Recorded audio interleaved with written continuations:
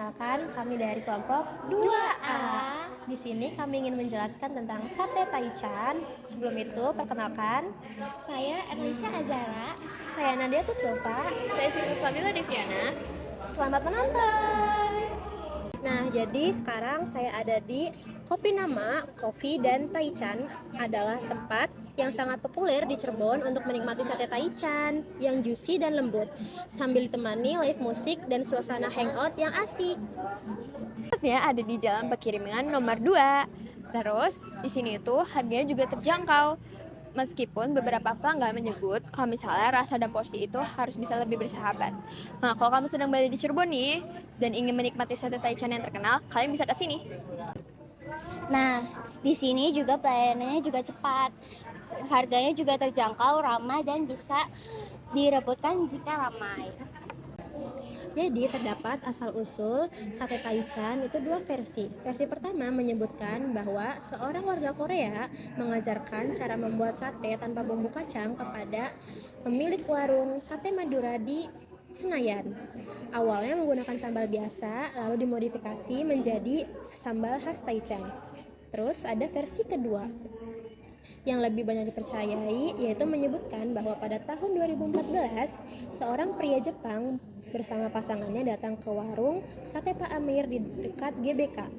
Ia meminta sate tanpa bumbu kacang, hanya dibumbui jeruk nipis dan garam, serta disajikan dengan sambal cabai. Saat ditanya nama satenya, pria Jepang itu menjawab taichan. Sejak itu sate tersebut dikenal dengan nama sate taichan dan mulai populer di kalangan anak muda.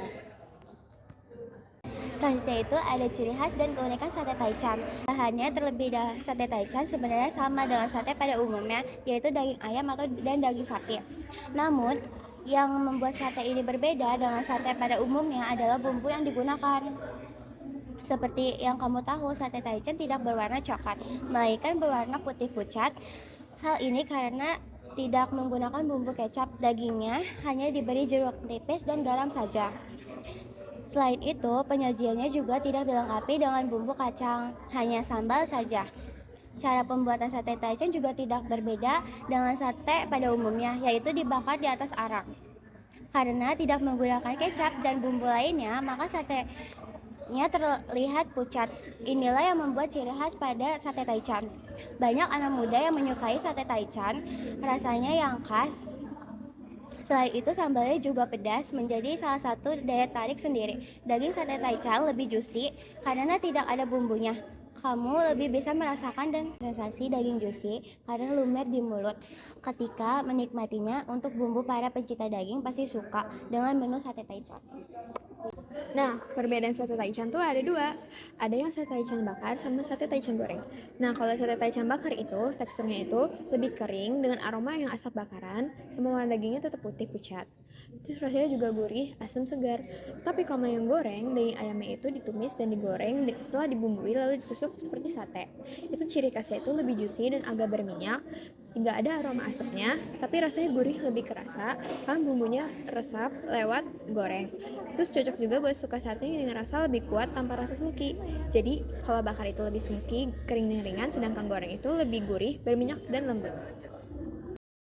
Sekian, terima kasih. Kami dari kelompok 2A pamit undur diri. Terima kasih.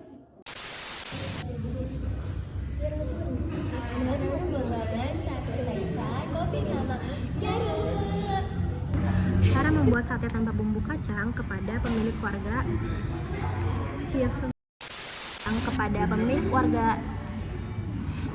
mulus. Pemilik warung.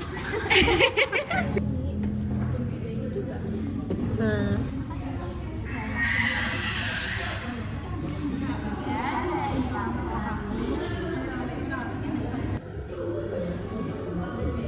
kayak apa ya, bloopers. Oh jadi ini guys, ini ada pas coba